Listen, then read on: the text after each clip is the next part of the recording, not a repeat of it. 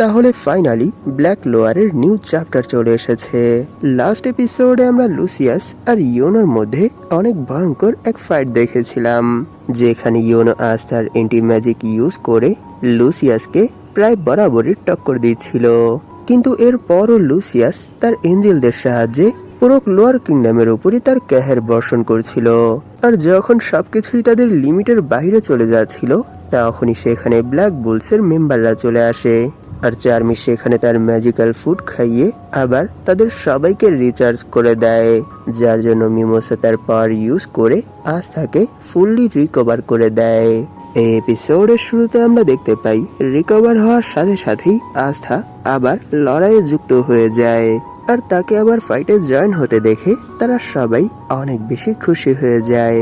তখনই আস্থা তার অনুপস্থিতিতে তাদেরকে এখানে লড়াই কন্টিনিউ রাখার জন্য তাদের সবাইকে ধন্যবাদ জানায়। আর তাকে ঠিকঠাক দেখে লিওপোল্ড সেখানে অনেক বেশি খুশি হয়ে বলে, ও ফাইনালি তাহলে তুমিও এই ফাইটের মধ্যে জয়েন হয়েছো আস্থা, সত্যি তোমায় আবার দেখে অনেক ভালো লাগছে। তখনই সেখানে লিবে মাথা নিচু করে বলে, সত্যি এর জন্য আমি দুঃখিত আস্থা। এটা শুনে আস্থা সেখানে এক ইসমাইলের সাথে বলে, না না, এখানে তোমার ক্ষমা চাওয়ার কোনো দরকার নেই, কারণ সবকিছুই ঠিক আছে। তখনই লিওপোল্ড সবার জোশ বাড়ানোর জন্য সেখানে চিল্লাতে চিল্লাতে বলে, আমরা এখনো এখানে লড়াই করতে পারবো। এটা শুনে ফিনরাল বলে, হ্যাঁ অবশ্যই, তাহলে এখন এখানে নিচের পার্ট আমাদের উপর ছেড়ে দাও। তার এরকম জোশ দেখে ল্যাংরেজ বলে, এ না হলে আমার ভাই, সত্যি আমি তোমার উপর প্রাউড ফিল করি। তখনই আমরা সেখানে কারোর পা দেখতে পাই। সে বলে, ফাইনালি আস্থা তুমি এই ফাইটের মধ্যে জয়েন হয়েই গেছো। তখনই আমরা জানতে পারি সে মিমোসার ভাই। সে বলে, সত্যি এটা মানতে হবে লিওপোল্ড, তোমার বার্মিলিয়ন ফায়ার একে তো আগের থেকে অনেক বেশি পাওয়ারফুল হয়ে গেছে, আর দ্বিতীয়ত গরমের থেকেও বেশি গরম হয়ে যাচ্ছে। তখনই নোবেল চিল্লাতে চিল্লাতে বলে, সত্যি তুমি এখনো বদলাওনি, কিন্তু এটা সত্যি অসাধারণ ছিল, কারণ তুমি এখানে মরেও মরনি, আবার লড়াইয়ের জন্য উঠে দাঁড়িয়েছো। মিমোসা দ্রুত আমাকে খাওয়ার জন্য কিছু দাও। এটা শুনে মিমোসাও তাকে অনেক বড় এক বাটি ধরিয়ে দেয় আর বলে, যত খুশি তত খাও, যদি লাগে তাহলে আবার বলো। তখন নোবেল সেই বাটি হাতে নিয়ে বলে, সত্য বলতে কি, আমি এই ফাইটের মধ্যে আমার সব ম্যাজিক শেষ করে ফেলেছি, এখন আমি পুরোপুরি এমটি, তাই আমার এই খাবারের অনেক প্রয়োজন ছিল। তখনই দূর থেকে আস্থা মিমোসাকে আওয়াজ দেয়, আর যখনই মিমোসা তার দিকে তাকায় তখন আস্থা বলে, এখানে আমার জীবন আবার বাঁচানোর জন্য তোমায় অসংখ্য ধন্যবাদ, তাই আমি এখন তোমায় কথা দিচ্ছি যে আমি নিশ্চয়ই জীবিত ফিরবো। এটা শুনে মিমোসা সেখানে এক ইসমাইলের সাথে বলে, হ্যাঁ আমি তোমার জন্য অপেক্ষা করব। তখনই আমরা দেখতে পাই নোবেল তার বাটির সব খাবার খেয়ে ফেলেছে, আর এরই সাথে সে বলে, তাহলে আবার লড়াইয়ের জন্য তৈরি হয়ে যাওয়া আস্থা। এটা শুনে আস্থাও সেখানে লড়াইয়ের জন্য পুরোপুরি তৈরি হয়ে যায়। তখনই নোবেল সেখানে ভ্যালকারি ড্রেস ব্ল্যাক ড্রাগন ফর্মে চলে আসে, আর এরই সাথে আস্থাকে কভার দিয়ে সামনের দিকে এগোতে শুরু করে। আর তার পেছনেই আমরা আস্থাকে দেখতে পাই, আর সেখানে আস্থাকে লুসিয়াসের দিকে এগোতে দেখে আশেপাশের যতগুলো এঞ্জেল ছিল তারা সবাই তার উপর অ্যাটাক করার জন্য চলে আসে। তখনই নোবেল সেই এঞ্জেলদের সাথে লড়াই শুরু করে দেয় আর বলে, আস্থা তাদেরকে তুমি আমার উপর ছেড়ে দাও আর নিশ্চিন্তায় সামনের দিকে এগোও। এটা শুনে আস্থাও ঠিক আছে বলে লুসিয়াসের উদ্দেশ্যে রওনা হয়ে যায়। তখনই সিন রিওসামার প্যালেসের উপর শিফট হয়, আর এই সময় প্যালেসের ভেতর থেকে আমরা অনেক বেশি ডিস্ট্রাকশনের ধোঁয়া দেখতে পাই। আর এর পরের মোমেন্টেই আমরা দেখতে পাই পুরো প্যালেস ডিস্ট্রয় হয়ে নিচে পড়ে গেছে। আর এর সাথে সেখানে কেউ বলে, এই সময় আমি সবকিছু ছেড়ে তোমার কাছে চলে এসেছি, এর কারণ আমি এখানে থেকেই আমার প্যালাডিনদেরকে কন্ট্রোল করতে পারি। আর সব থেকে বড় বিষয় এটা যে আমি এখানে কলাসাল ম্যাজিক ইউজ করেছি। তখনই আমরা দেখতে পাই লুসিয়াস রিওসামার গলা চেপে তাকে উঠিয়ে রেখেছে, আর এর সাথে সে বলে, হয়তো এখন এখানে তোমার সামনে এটা আমার ফেক বডি, কিন্তু এর পরও ফাইনালি আমাদের দেখা হয়ে গেল রিওসামা। সত্য বলতে কি, তুমি এরকম একটা পার্সন যার ভেতর কোনো ধরনেরই কোনো ম্যাজিক নেই, এরই জন্য আমি তোমার ফিউচার দেখতে পাই না, আর এরই জন্য তুমি আমার মাথা ব্যথার কারণ হয়ে দাঁড়িয়েছো। আর এখানে তোমার সব থেকে বড় ভুল ছিল এটা যে তুমি এখানে আস্থাকে শুরু থেকেই সাপোর্ট করে এসেছো। কিন্তু আমি জানি না যে তুমি এরকমটা কেন করেছো। সত্যি আমার মনে হচ্ছে যে আমি এখানে তোমার পেছনে এসে আমার অনেক সময় নষ্ট করে ফেলেছি। এটা শুনে রিও-সামা বলে, না, এর কারণ আমি এখানে টেনশন বের করতে চলেছি। আর এর পরের মোমেন্টেই আমরা রিও-সামার কিছু ফ্ল্যাশব্যাক দেখতে পাই, যেখানে ক্যাপ্টেন ইয়ামি যখন তাদের ভিলেজ ছেড়ে চলে যাবে তখন তিনি ওনার সব দায়িত্ব রিও-সামাকেই দিয়ে যান, আর এরই সাথে তাকে তার বোনের দেখাশোনা করতে বলেন। এইসব শুনে রিও-সামা এর জন্য তৈরি তো হয়ে যায়, কিন্তু এই কাজটা ওনার জন্য অনেক বেশি কঠিন ছিল। আর তার চলে যাওয়ার পর যখন আমি এই টেনশন আই অ্যাচিভ করি, তখন থেকেই আমি এই চোখের পাওয়ার ইউজ করে আমার বন্ধুকে পুরো বিশ্বেই খুঁজে বেরিয়েছি। আর কিছু সময় এভাবেই খোঁজাখুঁজি করার পর আমার নজরে এরকম এক ছেলে চলে আসে যার কাছে কোনো ধরনের কোনো ম্যাজিক পাওয়ার নেই। তার জন্মই হয়েছিল ম্যাজিক ছাড়া, আর উপর থেকে তার সামাজিক শ্রেণীও ছিল অনেক নিচু। এই সব কিছুর পরও সে কখনোই হার মানেনি। সে শুরু থেকেই অক্লান্ত পরিশ্রমের মাধ্যমে নিজেকে সবার সামনে প্রুভ করেছে। আর এভাবেই চলতে চলতে সে আমার সেই হারিয়ে যাওয়া বন্ধুকে খুঁজে পেয়েছে, যাকে আমি এত সময় ধরে খুঁজছিলাম। আর এভাবেই চলতে চলতে ম্যাজিক না থাকা সত্ত্বেও সে নিজেকে এক ম্যাজিক নাইটে কনভার্ট করে ফেলেছে। আর এখানেই সে থেমে যায়নি, সে তার পরিশ্রম কন্টিনিউ চালিয়ে গিয়েছে যাতে করে সে আরো অনেক বেশি স্ট্রং হতে পারে, আর এরই সাথে নিরীহ আর উইক পার্সনদেরকে সাহায্য করতে পারে। আর এই সব কিছুর মাধ্যমেই সে প্রতিবারই নিজেকে প্রমাণ করেছে। সে এরকমও কিছু এনিমির সাথে লড়াই করেছে যাদের পাওয়ার লেভেল তার থেকে অনেক বেশি, আর বহুবার সে মরতে মরতে বেঁচে গেছে। এরপরও সে কখনোই হার মানেনি। সে শুধু নিজের মানুষদেরকেই সাহায্য করেনি, সে এনিমি গ্রুপের মানুষদেরকেও সাহায্য করেছে যখন সে তাদেরকে প্রবলেমে দেখেছে। তার মনোভাব এতটাই দৃঢ় আর সরল ছিল যে এটা আমার ভেতর এক অনুপ্রেরণা জাগিয়ে তুলেছে। তাকে আমি তখন থেকেই ফলো করছি যখন আমি প্রথমবার আমার এই দূরদৃষ্টির সাহায্যে তাকে দেখেছিলাম। আর আজ পর্যন্ত সে যা কিছু করেছে সেই সব কিছুর মাধ্যমেই সে আমার ভেতর এত বেশি অনুপ্রেরণা আর সাহস জুগিয়েছে। এটাই ছিল সেই কারণ যার জন্য আমি তাকে সাহায্য করেছি। আর ভবিষ্যতেও যদি তাকে সাহায্য করার সুযোগ পাই তাহলে নিশ্চয়ই করে যাব। তাই আমি যাকে সমর্থন করি সেটা তুমি না, তুমি এরকম এক বিং যে এই পুরো পৃথিবীতেই ঘুরে বেরিয়েছো, আর এরই সাথে অসহায় মানুষদেরকে লোভ দেখিয়ে বাধ্য করেছো তোমার উপাসনার জন্য। আর সবার সামনে নিজেকে এরকমই প্রিটেন্ড করেছো যে তুমি গড। এইসব শুনে লুসিয়াস বলে, সত্যি তোমার এসব কথা শুনে তো মনে হচ্ছে ফিউচারে আমার তৈরি ওয়ার্ল্ডের মধ্যে সামানের কোনো প্রয়োজন নেই। এটা বলে সে যখনই রিও-সামাকে সেখানে মেরে ফেলবে তখনই সেখানে তার এক গার্ড চলে আসে, আর এরই সাথে লুসিয়াসের উপর অ্যাটাক করে তার গলা উড়িয়ে দেয় আর বলে, সত্যি এখনের সিচুয়েশন দেখে মনে হচ্ছে আমরা এই সিচুয়েশনে আমাদের শোগানকে ভালোভাবে প্রোটেক্ট করতে পারিনি।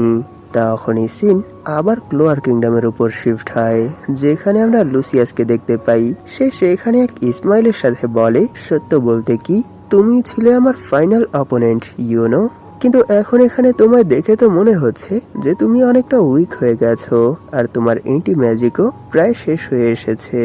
এর মানে এখন কি হবে? নিশ্চয়ই তুমি তো এটা বুঝতে পেরেছো, তাই না? এটা বলেই সে যখন ইয়োনোর উপর অ্যাটাক করবে তখন ইয়োনো বলে, শেষ হয়ে যাচ্ছে কিন্তু এখনো তো হয়নি। এর মানে এখন আমি আমার কাছে বাকি যে এন্টি ম্যাজিকটুকু আছে সেই সবটুকু একসাথে ইউজ করে তোমার উপর অ্যাটাক করতে পারবো। তার এসব কথা শুনে লুসিয়াস সেখানে অনেকটা শক হয়ে যায়। আর এর পরের মোমেন্টেই আমরা দেখতে পারি ইয়োনো সেখানে তার ফুল পাওয়ার ইউজ করে ব্ল্যাক মিট্রয়েড নামের এক অ্যাটাক লুসিয়াসের উপর করে দেয়। আর এই অ্যাটাক যেখান দিয়েই যাচ্ছিল সেই পুরো প্লেসই ডিস্ট্রয় করে ফেলছিল। আর এই অ্যাটাকের জন্যই লুসিয়াসের গালে একটা কাট লেগে যায়। এটা দেখে লুসিয়াসও সেখানে অনেকটা শক হয়ে যায়। আর এর পরের মোমেন্টেই আমরা দেখতে পারি ইয়োনো তার হাত থেকে আস্থার দেওয়া সেই এন্টি ম্যাজিকের শটটা ছেড়ে দিয়েছে। তখনই সিন আবার রিও-সামার উপর শিফট হয়। সে সেখানে লুসিয়াসের সেই বডি ডিস্ট্রয় হতে দেখে বলে, আমরা যাকে সমর্থন করি সে আর কেউ না, সে এই সময় তোমার অরিজিনাল বডির সামনে আছে। তখনই আমরা লুসিয়াসের পেছনেই আস্থাকে তার দুটো শট একসাথেই ধরে দাঁড়িয়ে থাকতে দেখতে পাই। তাকে দেখে লুসিয়াসও সেখানে অনেকটা শক হয়ে যায়। তখনই আস্থা বলে, সত্যি আমি এখানে তোমায় অনেক বেশি অপেক্ষা করিয়েছি ইয়োনো। এটা শুনে ইয়োনো বলে, হ্যাঁ তুমি ঠিক বলেছ, তুমি এখানে আমায় অনেক বেশি অপেক্ষা করিয়েছো, কিন্তু যেহেতু এখন এখানে চলেই এসেছো তাহলে শুরু হয়ে যাও। তাকে আবার সেখানে দেখে লুসিয়াসের ফেসে এক স্মাইল চলে আসে। তাকে এভাবে হাসতে দেখে ইয়োনো বলে, কি হলো, তুমি এভাবে হাসছো কেন? দেখে তো মনে হচ্ছে যে তুমি আজ থেকে ব্লক করতে না পারার কারণে এখন এখানে আর কিছুই বুঝতে পারছো না। এটা শুনে লুসিয়াস সেখানে আবার লিচিটা, এর মানে আস্থার মাকে ক্রিয়েট করে ফেলে আর বলে, ঠিক আছে তাহলে বলো তুমি কি তাকে কাটতে পারবে? এটা দেখে ইয়োনো সেখানে একটু টেনশনে পড়ে যায় আর বলে, কি আবার? আর সামনে থেকে আস্থা বলে, হ্যাঁ অবশ্যই আমি তাকে কাটতে পারবো। তখনই আমরা সেখানে অর্ধেক লিবে আর অর্ধেক আস্থাকে দেখতে পাই। আর এরই সাথে তাদের কিছু ফ্ল্যাশব্যাকও দেখতে পাই, যেখানে তারা প্রমিস করেছিল যে আমরা সব সময় একসাথে আর খুশি থাকবো। আর সবশেষে সে সেখানে তার মায়ের লাস্ট কথাটাও মনে করে যে তার মা তাদের দুজনকেই অনেক ভালোবাসে, এরই জন্য তাদেরকে একসাথেই খুশি থাকতে বলেছে। এইসব মনে পড়তেই আস্থা তার মায়ের ক্লোনের উপর অ্যাটাক করার জন্য চলে যায়। আর তখনই আমরা তার আশেপাশে কিছু ডার্ক স্টার দেখতে পাই। আর এই স্টারগুলো ইয়োনো আস্থার মাকে ব্লক করার জন্য পাঠিয়েছে, যার জন্য আস্থার তার মায়ের উপর অ্যাটাক করতে হয় না। কিছুটা সময় তার মা তার সাথে লেগেই দাঁড়িয়ে থাকে। আর এরই সাথে সেই ক্লোন সেইখান থেকে ভ্যাপোরাইজ হয়ে যায়। এই সব কিছুর জন্য আস্থা ইয়োনোকে ধন্যবাদ জানায়। আর এরই সাথে তারা সেখানে লুসিয়াসের সাথে ফাইট করার জন্য তৈরি হয়ে যায়। তখনই সেখানে আস্থা অনেক বেশি রেগে বলে, লুসিয়াস এখানে লড়াইয়ের জন্য নিজেকে তৈরি করো। এটা শুনে লুসিয়াস শুধু আস্থার দিকে কিছুক্ষণ তাকিয়ে থাকে, কোনো রিয়াকশন দেয় না। আর এর পরের মোমেন্টেই তারা একে অপরের উপর অ্যাটাক করার জন্য এগোতে শুরু করে আর বলে, এটাই হবে আমাদের শেষ লড়াই। তাদের এই ফাইনাল ওয়ারের অ্যানাউন্সের সাথেই এপিসোড এখানেই শেষ হয়ে যায়। এই এপিসোডের শুরুতে আমরা দেখতে পাই লুসিয়াস অনেক বেশি স্ট্রং হওয়ার কারণে সে একাই আস্থা আর ইয়োনোর উপর ভারী পড়ছিল। সে তাদের কাউকেই নিজের কাছেও আসতে দিচ্ছিল না, দূর থেকেই তাদের উপর চাবুকের সাহায্যে অ্যাটাক করছিল। আর সেখানে আস্থা আর ইয়োনো শুধু কোনোভাবে তার অ্যাটাক গুলো ব্লক করছিল আর এরই সাথে তার কাছে যাওয়ার চেষ্টা করছিল। আর এভাবেই লড়াই করতে করতে মহলের ছাদ ভেঙে তারা মহলের ভেতর চলে আসে। আর সেখানেও তারা একে অপরের বিরুদ্ধে প্রায় একই রকম ভাবে লড়াই করছিল, যার জন্য সেখানে তাদের লড়াইয়ের ইম্প্যাক্টের জন্য ধীরে ধীরে মহল ডিস্ট্রয় হতে শুরু করে। আর সেখানে সাইয়ান আর ইয়োনো লুসিয়াসের উপর অ্যাটাক করা তো দূরেই থাক, তার কাছেও যেতে পারছিল না। বারবার তারা এটাই চেষ্টা করছিল যে কিভাবে তারা শুধু তার কাছে যাবে। আর এভাবে চেষ্টা করতে করতে যখন তারা প্রায় তার কাছে চলে আসে, তখনই সে এক ঝটকায় তাদেরকে আবার নিজের কাছ থেকে অনেক দূরে সরিয়ে দেয়। কিন্তু তারাও তো হার মানার পাবলিক না, তারা আবার লুসিয়াসের উপর অ্যাটাক করে দেয়। আর এভাবেই কিছুক্ষণ কন্টিনিউ হওয়ার পর আমরা দেখতে পাই তারা পুরো মহলই ডিস্ট্রয় করে আবার কোনো এক দেয়াল ভেঙে বাহিরে চলে আসে। আর সেখানে আস্থা আর ইয়োনো অনবরত একসাথে তার উপর অ্যাটাক করছিল। আর এভাবেই অ্যাটাক করতে করতে লিবে আর সিলফ তারা মনে মনে বলে, তারা দুজন এখানে যেভাবে লড়াই করছে এটা দেখে তো মনে হচ্ছে যে তারা ধীরে ধীরে একে অপরের সাথে মার্জ হয়ে যাচ্ছে। আর এই ফিলিংস ক্রমাগত বেড়েই যাচ্ছে। তখনই আমরা কাছাকাছি আস্থার ব্ল্যাক আর ইয়োনোর গ্রিন লাইট দেখতে পাই। আর এর পরের মোমেন্টেই তারা দুজনই একসাথে লুসিয়াসের উপর অ্যাটাক করে দেয়, কিন্তু লুসিয়াস কোনোভাবে সেই অ্যাটাকটাও ডচ করে ফেলে।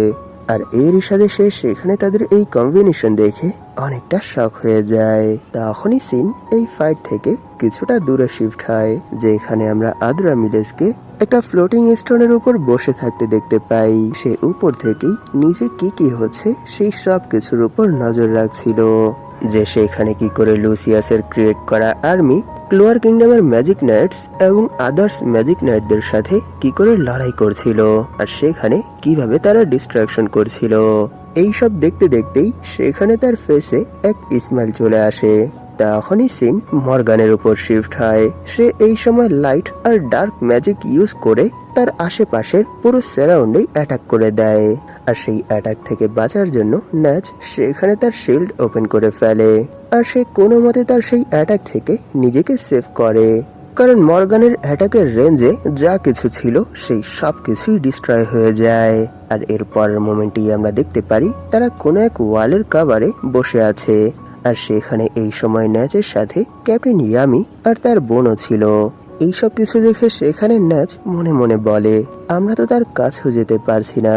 যখনই আমরা তার কাছে যাওয়ার চেষ্টা করি তখনই সে তার লাইট ম্যাজিকের সাহায্যে তার আশেপাশে যা কিছু আছে সেই সব কিছুই ডিস্ট্রয় করতে শুরু করে দেয়।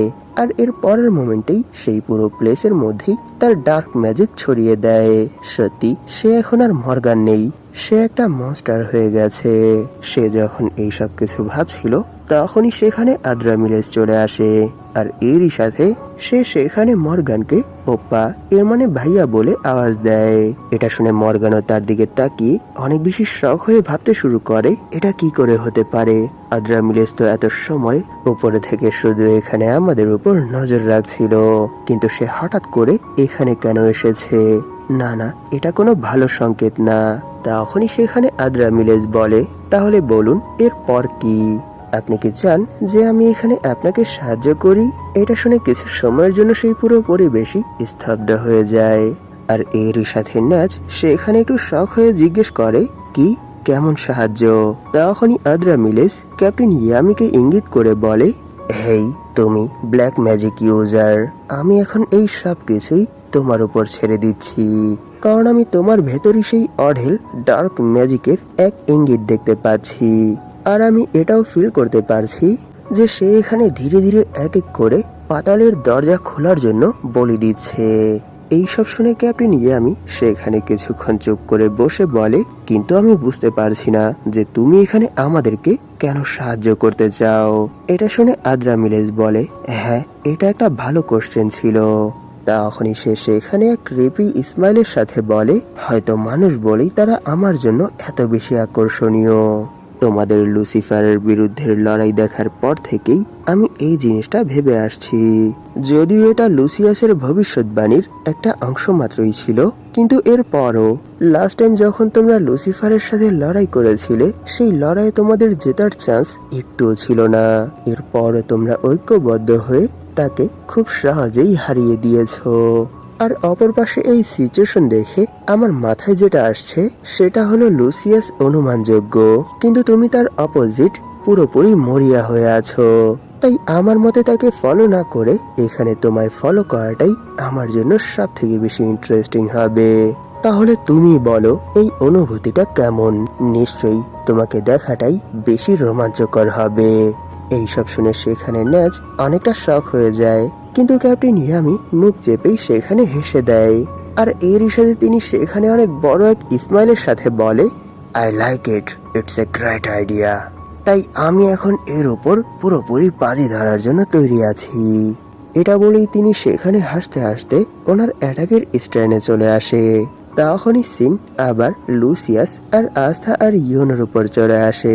তারা এখনো সেখানে লুসিয়াসের বিরুদ্ধে লড়াই করছিল, কিন্তু তখনই সেখানে লুসিয়াসের নজর কারোর উপর পড়ে। আর এরই সাথে সে সেখানে ভাবতে শুরু করে, কি এর মানে কি এইসব কিছুর পেছনে আদ্রামিলেস? আর সেখানে আদ্রামিলেজও এই জিনিসটা ফিল করে ফেলে যে এখানে লুসিয়াসের নজর তার উপর পড়ে গেছে। তখনই সে সেখানে এক ইসমাইলের সাথে তার দিকে তাকিয়ে বলে, সত্য বলতে কি এখানে জিতলে অতটা মজা হবে না। এটা বলেই সে ক্যাপ্টেন ইয়ামির পেছনে চলে আসে।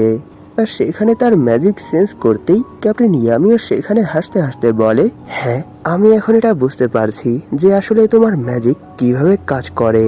আর সেখানে আদ্রামিলেস ক্যাপ্টেন ইয়ামির সাথে মার্জ হওয়ার জন্য কোনো একটা স্পেল কাস্ট করে।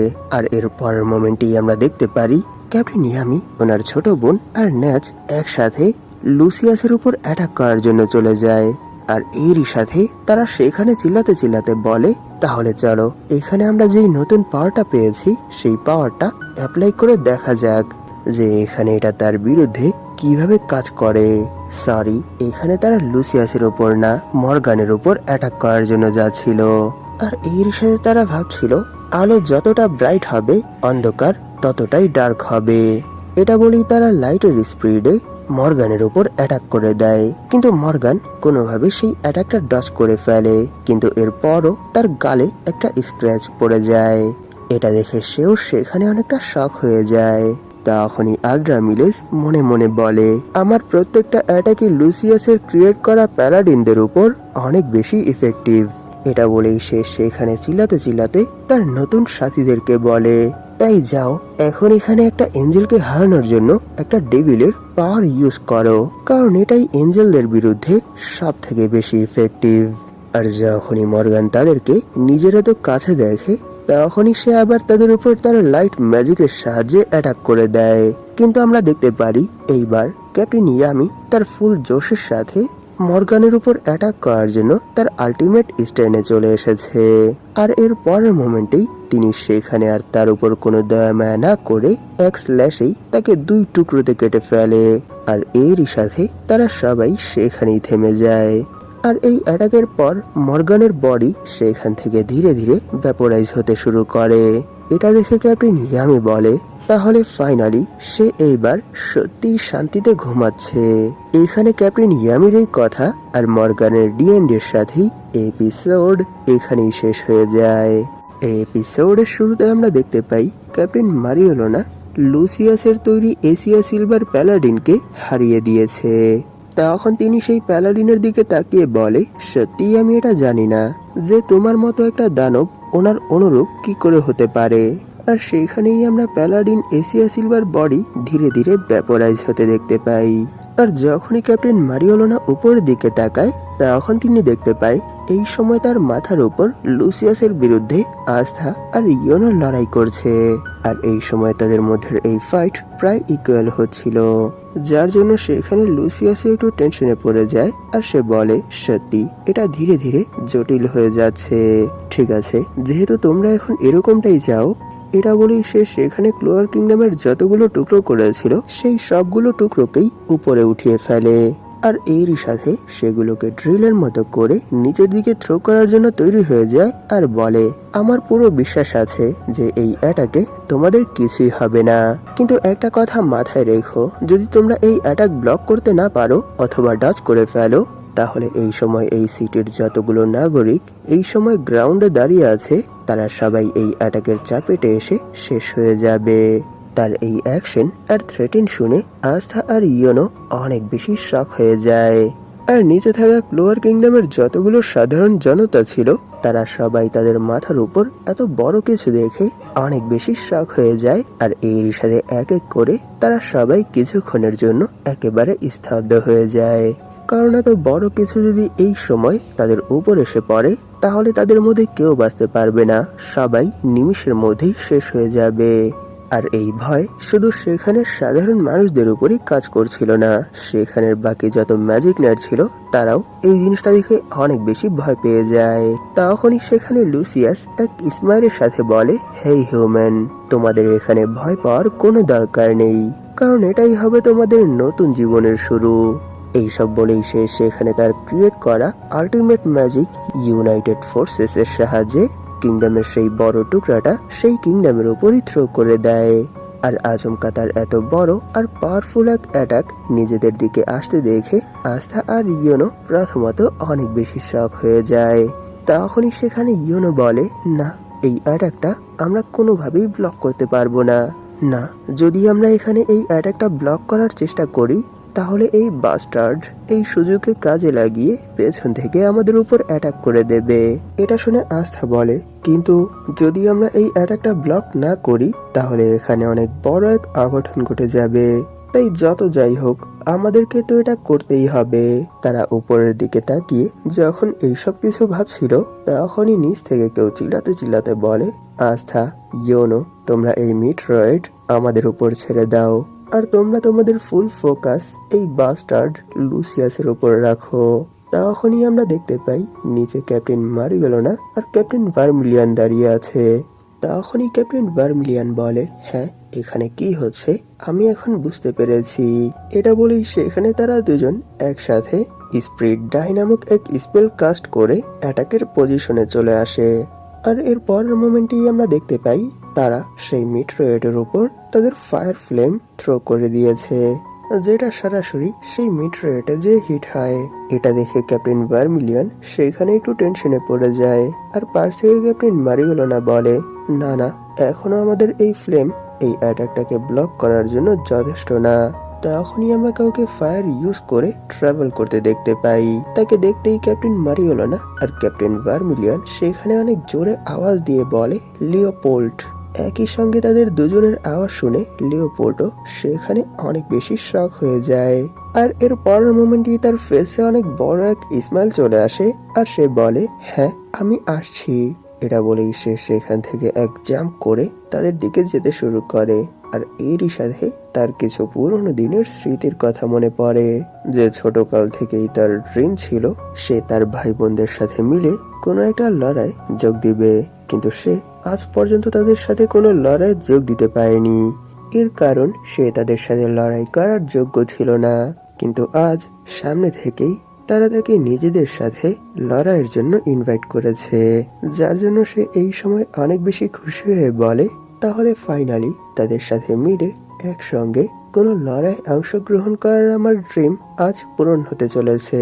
এইসব ভেবেই সে সেখানে তার বড় ভাই ক্যাপ্টেন ভার্মিলিয়নের পাশে সেই অ্যাটাকের পোজে দাঁড়িয়ে যায়। আর এরই সাথে সে সেখানে তার ওয়াটার কিংডমে শেখা রুইন্স ম্যাজিকের সাহায্যে তাদের সেই অ্যাটাকের মধ্যেও তার সেই রুইন্স ইনচেন্ট করে দেয়, যার জন্য আমরা দেখতে পাই সেই অ্যাটাকের পাওয়ার আরো অনেক বেশি বেড়ে যায়, যার জন্য লুসিয়াসের থ্রো করা সেই মিটরয়েডের মধ্যেও ক্র্যাক পড়তে শুরু করে। এটা দেখে তারা তিনজনই তাদের সেই অ্যাটাকের মধ্যে তাদের যত পাওয়ার আছে সেই সব পাওয়ার একসাথে ইউজ করে দেয়। আর এর ফলাফলে আমরা সেই মিটরয়েড পুরোপুরি ডিস্ট্রয় হয়ে যেতে দেখতে পাই। আর অন্যদিকে আস্থা আর ইয়োনো এই সব কিছুর পরোয়া না করে লুসিয়াসের উপর অ্যাটাক করে দেয়। এটা দেখে লুসিয়াস সেখানে অনেক বেশি শক হয়ে যায়, কিন্তু সে কোনোভাবে তাদের সেই অ্যাটাকগুলো ডজ করতে শুরু করে দেয়। আর এই সময় সেখানে আস্থা আর ইয়োনোর অ্যাটাকিং স্পিড অনেক বেশি ছিল, যার জন্য আমরা তাদের বডির জায়গায় শুধু লাইটের কিছু রিফ্লেকশন দেখতে পাই।